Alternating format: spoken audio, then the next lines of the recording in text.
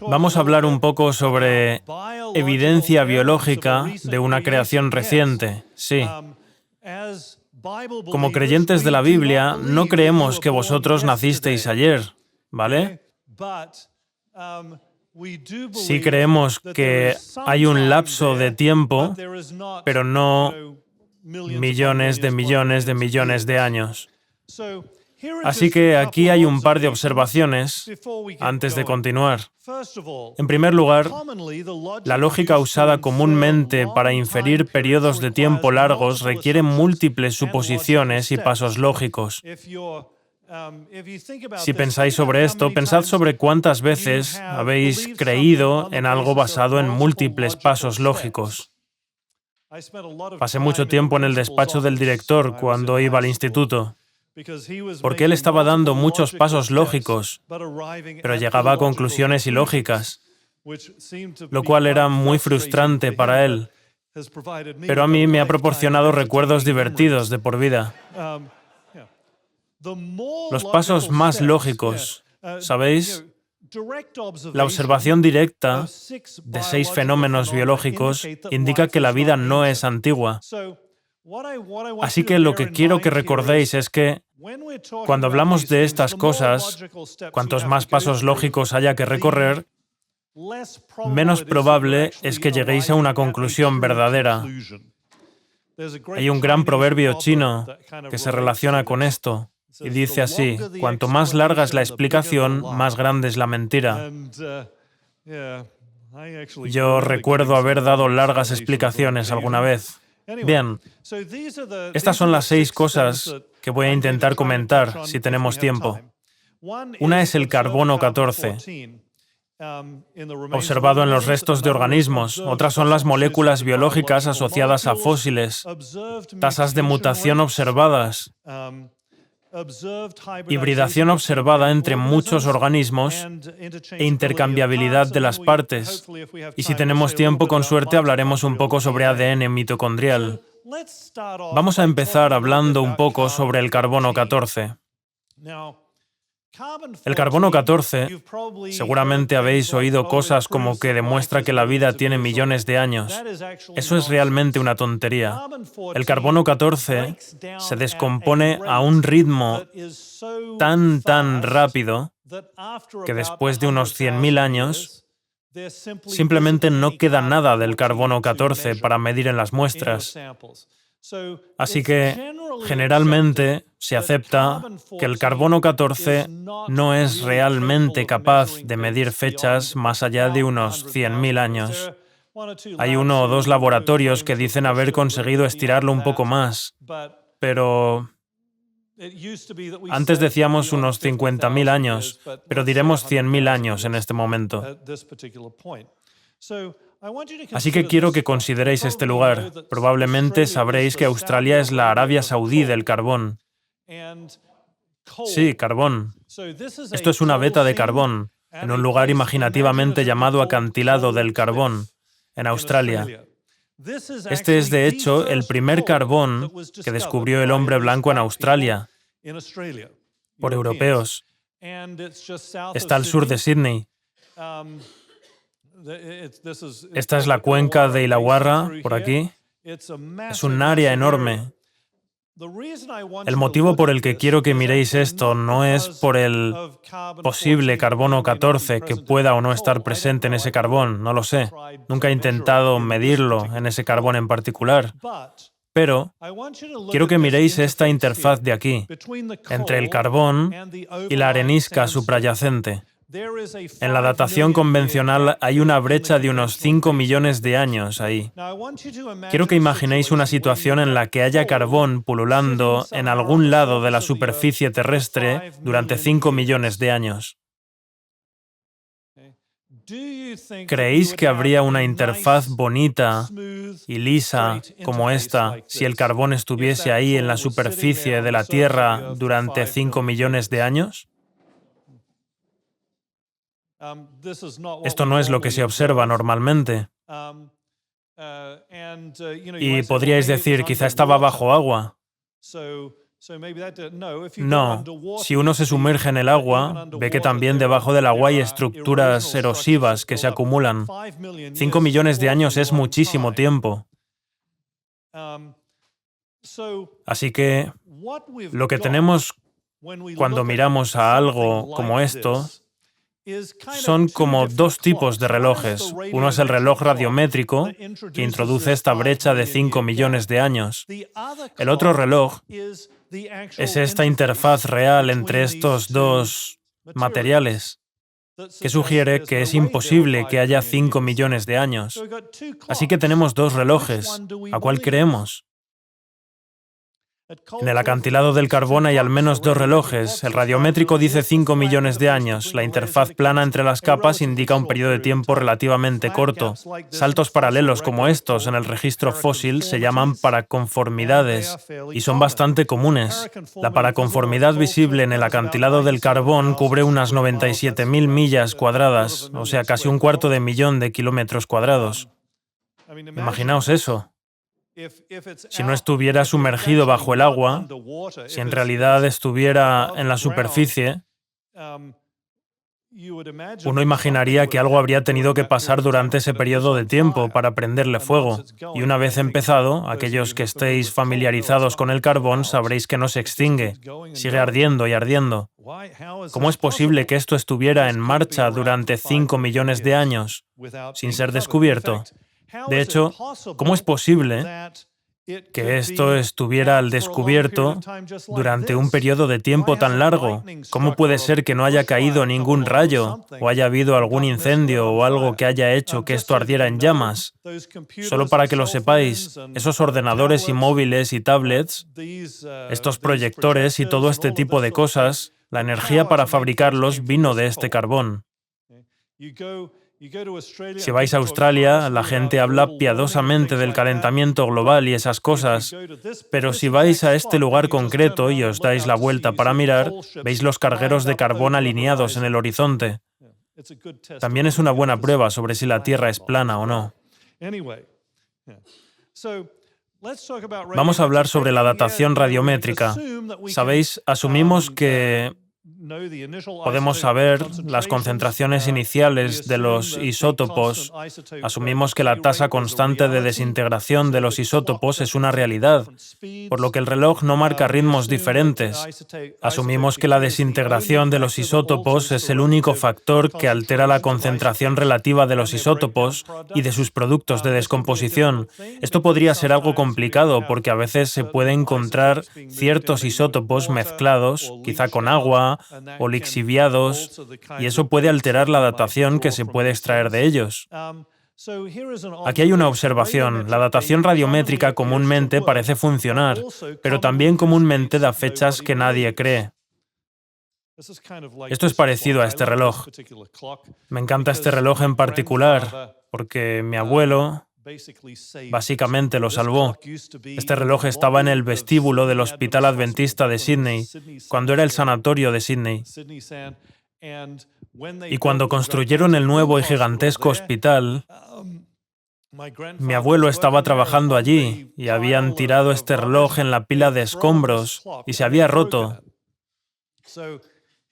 A él le encantaban los relojes y los reparaba, así que él cogió este reloj y le puso un cristal nuevo, pero la esfera estaba rota, así que hizo esta esfera, en la que las letras son en realidad papel de rayos X, que recortó.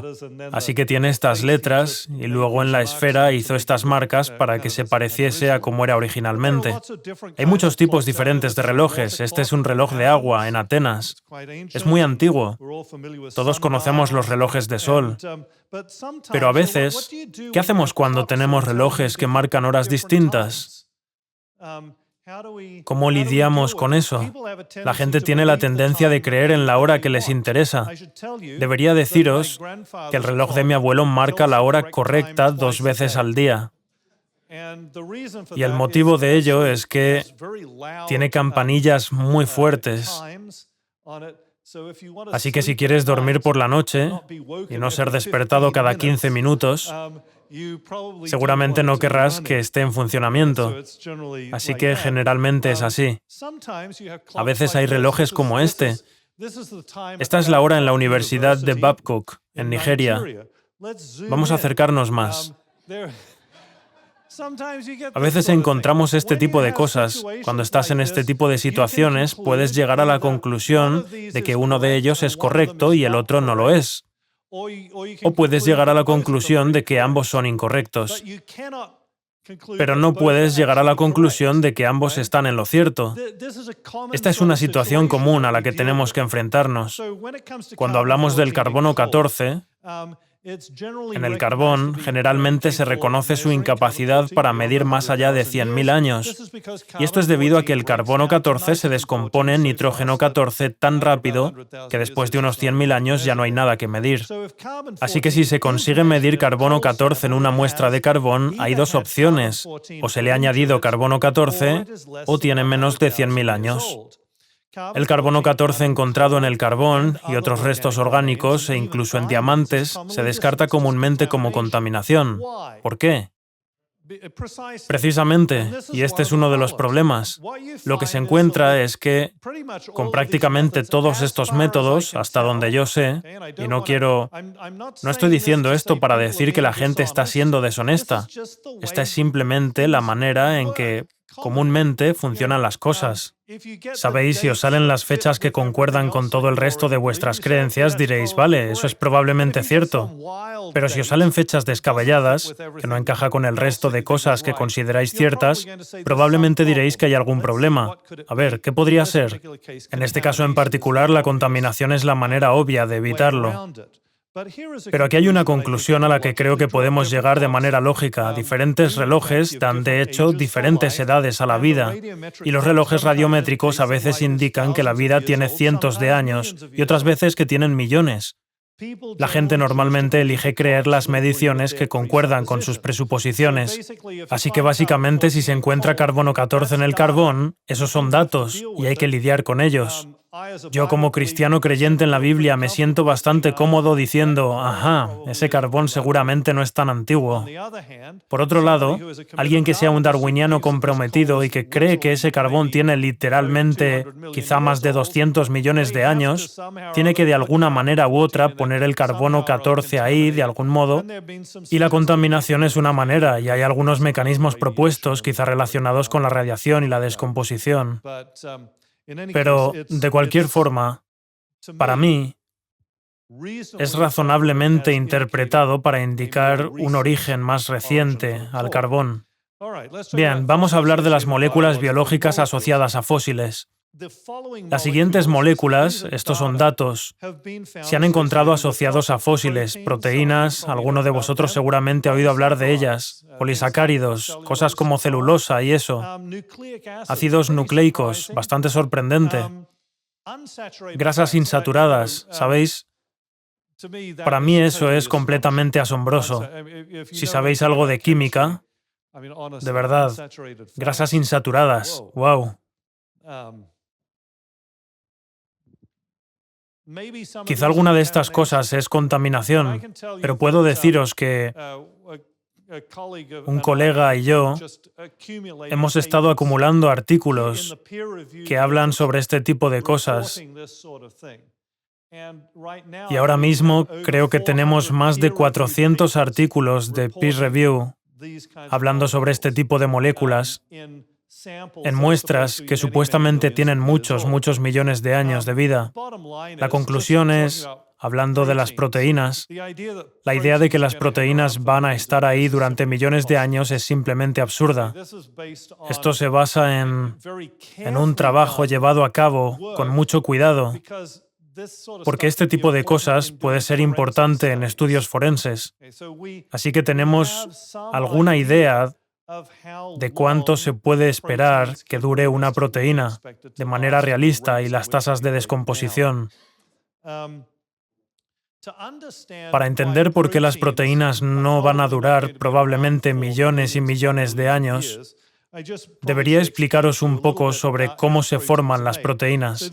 Esto es un aminoácido. Este es el grupo amino. Aquí está el grupo ácido del aminoácido. Y la R de ahí, en las proteínas de las que estáis formados, puede ser cualquier cosa de un grupo de 20 cosas diferentes. Así que cuando se habla de 20 aminoácidos diferentes, son básicamente lo mismo, excepto el lugar en el que se encuentra la R, y tienen 20 moléculas orgánicas diferentes. Así que si cogéis 2 de estos aminoácidos, pueden unirse al quitar una molécula de agua. A esto le llamamos reacción de condensación. A veces también lo he visto como síntesis de condensación o síntesis de deshidratación. Pero se quita una molécula de agua. Pensad en la química del instituto. Si se pone algo con uno de estos, esto se llama enlace peptídico, si se mete esto en agua, ¿qué va a pasar? ¿Creéis que se van a liberar moléculas de agua de ese enlace peptídico?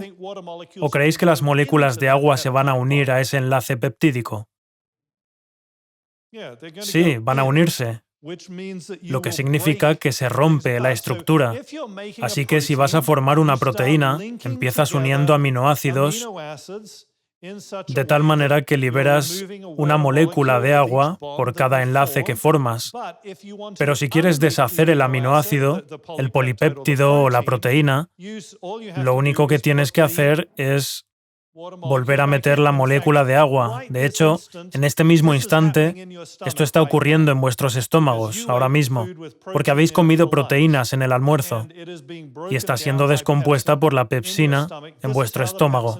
Así es como lo hace la pepsina, está poniendo una molécula de agua ahí y está haciendo que esta reacción vaya rápido. Pero lo está haciendo porque esta es una reacción espontánea. Esta es la dirección en la que va esta reacción química en particular en agua. Así que si hay agua alrededor, simplemente no puede haber proteínas que duren periodos de tiempo súper largos. Durarán un periodo de tiempo increíble, pero millones y millones de años, no. Bien, otras moléculas biológicas mayores aparte de las proteínas también se forman por reacciones de condensación. Los polisacáridos, como el almidón y la celulosa, por eso podemos digerir. La amilasa salivar que tenemos en la boca empezó a descomponer el almidón de la pasta que habéis comido hoy, si comisteis pasta en el almuerzo. Los ácidos nucleicos también se forman por reacciones de condensación, así que se descomponen de la misma manera. Los triglicéridos, las grasas, también se descomponen de la misma manera y se forman de la misma manera. Todas estas son reacciones de condensación, las cuales se empiezan a descomponer espontáneamente en presencia de agua. Así que el agua las descompone, pero hay otras cosas que descomponen las proteínas y otras moléculas grandes. Se oxidan. Y ese es el gran problema de las grasas saturadas. Quiero decir, se oxidan a un ritmo muy elevado. Otras reacciones químicas pueden degradarlas y pueden ser rotas físicamente si se aplican fuerzas de cizallamiento sobre ellas. Y también puede romperlas la radiación, y eso no es algo insignificante. Cuando se pone algo en el suelo, o simplemente donde estáis sentados ahora mismo, hay algo llamado radiactividad natural, y eso pasa a través de vuestro cuerpo. De vez en cuando se encuentra con una de vuestras macromoléculas y la descompondrá. Tenéis mecanismos en el cuerpo para que mientras estéis vivos, esas moléculas descompuestas sean separadas o sustituidas. Pero una vez muerto, eso se acaba. Así que si uno está enterrado en el suelo, esa radiación, entre otras cosas, a lo largo del tiempo descompondrá las proteínas, aunque no haya nada más alrededor. Así que es bastante sorprendente encontrar estas moléculas en particular en varios lugares. Estas son las muestras de hueso de dinosaurio del artículo publicado por Mary Schweitzer y podéis ver que se parecen mucho a carne. La gente está desesperada por interpretarlas como algo más. Pero, ¿sabéis? Yo os diré que me acerqué a esto muy escéptico. Y aún estoy dispuesto a considerar explicaciones alternativas si fueran lo suficientemente buenas, pero simplemente no conozco ninguna explicación alternativa buena. Lo que he visto es la acumulación continua de más datos que parecen decir, no, esto es de verdad. Él puede ver que hay incluso células que están preservadas en gran medida en este hueso de dinosaurio. Para que sepáis de qué dinosaurio proviene esto, de este de aquí. Esta es Sue, la T-Rex del Field Museum en Chicago. Y Mary no es la única persona que ha hecho esto, hay muchos artículos publicados. Este tiene un interés especial para mí y es uno que hace que esté particularmente orgulloso de nuestra iglesia. Uno de los argumentos que se sopesan es algo relacionado con el material del hueso que preserva las proteínas de alguna manera milagrosa. Pero aquí tenemos este artículo que habla sobre, básicamente, del cuerno del Triceratops.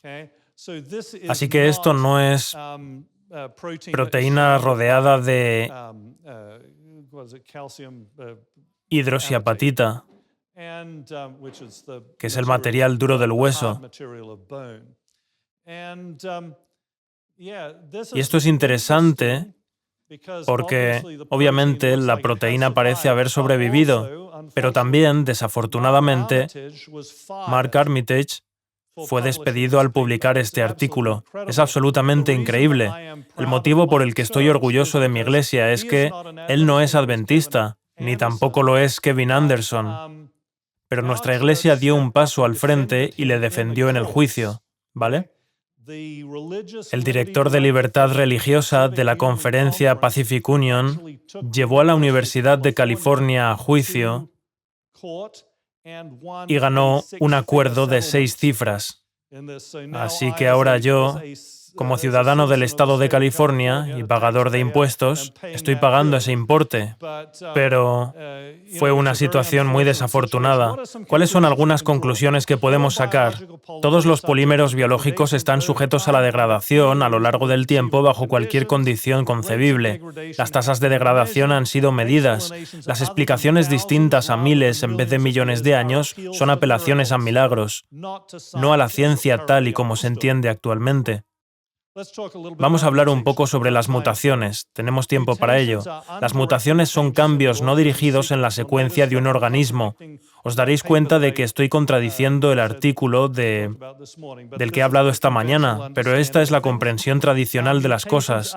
Las mutaciones se consideran aleatorias y no dirigidas. La mayoría de las mutaciones tienen un impacto negativo en la forma física. Las más comunes son las mutaciones casi neutrales, que tienen un impacto negativo muy pequeño en la forma física. Aquí está el problema con estas mutaciones casi neutrales. Tienen un impacto negativo, pero es tan pequeño que la selección natural no puede actuar directamente sobre ellas. Así que solo se pueden acumular. La selección natural no puede eliminarlas. Las mutaciones que tienen un impacto positivo en la forma física son bastante raras. Quiero que consideréis una situación. Aquí hay una mujer y aquí hay un hombre. Y se enamoran. Y tienen un matrimonio muy bonito. 10 hijos. Bien, quiero que consideréis esta situación. Imaginemos que hubiese 0,1 mutaciones por individuo, por generación en los seres humanos. ¿Qué significaría eso? Bueno, lo que significaría es que esperaríamos de media que uno de estos niños hubiese heredado esa mutación. Vamos a imaginar que la selección natural pudiese eliminar esa mutación. Eso sería muy triste. Pero, bueno, aún habría 9 niños vivos sin mutación, ¿verdad? ¿Qué pasaría si la tasa de mutación fuese 0,5? Eso sería muy triste, aún más triste. Pero aún habría 5 niños de media que sobrevivirían. Así que no habría problema en la supervivencia del ser humano como especie, incluso en estas circunstancias probablemente. Todo depende de vosotras, las mujeres. Pero, ¿qué hay de una situación en la que hay una mutación por individuo o por generación? Por cierto, soy completamente consciente de que estadísticamente esto no es cierto. A veces habría individuos sin la mutación, porque estamos hablando de probabilidad. Pero esto es simplemente para hacer una ilustración. Bajo esas circunstancias, quizá todos los niños la tendrían, y entonces esta pobre pareja, que eran tan felices juntos, moriría triste y sola en la vejez. Sí, he puesto aquí el descargo de responsabilidad para que lo entendáis. Yo entiendo de probabilidad y estadística. Así que, ¿cuál creéis que es la tasa de mutación en humanos? ¿Cuántas mutaciones acumulamos por individuo o por generación? Sabéis, he mirado muchas estimaciones sobre esto. En general, la estimación está alrededor de más de 100 por individuo, por generación. La conclusión es, a pesar de lo maravillosas que sois las mujeres, no hay manera de que podáis tener suficientes bebés como para no transmitir estas mutaciones a los hijos. El milagro es que nuestro genoma es tan increíblemente robusto que podemos sobrevivir a esto. Eso es lo asombroso. Esto significa que ningún niño sobreviviría si cada mutación negativa fuese eliminada por la selección en cada generación.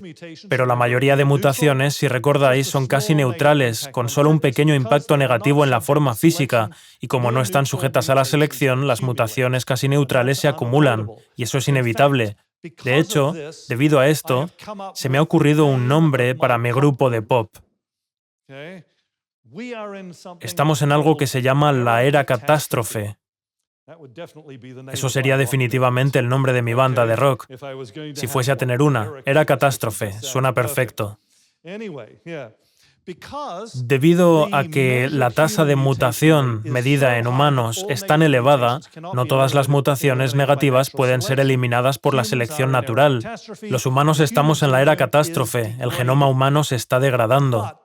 Pero como mucha de la degradación son mutaciones casi neutrales y el genoma era tan robusto al inicio, hemos sobrevivido hasta el presente. Sin embargo, aquí está el problema. ¿Cuánto tiempo podemos sobrevivir? En algún momento vamos a tener tantas mutaciones que no podremos seguir viviendo. Es un pensamiento muy sombrío. ¿A que sí? Por suerte Jesús va a venir de nuevo. No obstante, hay un límite a cuánto tiempo se pueden acumular las mutaciones casi neutrales antes de que la forma física se deteriore más allá del punto en que podemos sobrevivir. Así que aquí está la conclusión. La elevada tasa de mutación medida en humanos indica que nuestro genoma muy probablemente se está degradando y, por lo tanto, hace que la afirmación de que los humanos han existido durante más de algunos miles de años sea improbable. Y voy a terminar ahí. Hay otras líneas de evidencia que podríamos... Sí, se puede decir lo mismo sobre otros organismos también, por cierto. Hay muchas otras líneas de evidencia que realmente señalan a un origen relativamente reciente de las cosas vivas. Bien, ¿y hay algo de esto que demuestre que Dios creó, ya sabéis, en algún momento durante octubre o algo así del año 4004 a.C.? No. Así que debemos ser cuidadosos con estas cosas. Lo que sí indican es que un origen reciente de las cosas vivas es una posición bastante razonable si te molestas en observar las cosas vivas o al menos sus restos. Yo no sé qué problema hay con la geología. Yo soy biólogo, ¿vale? Entiendo que hay evidencia que está bien interpretada en esta idea de largos periodos de tiempo. Pero También puedo deciros que hay mucha evidencia que está, al menos desde mi perspectiva, mejor interpretada en el contexto de periodos de tiempo cortos. Gracias.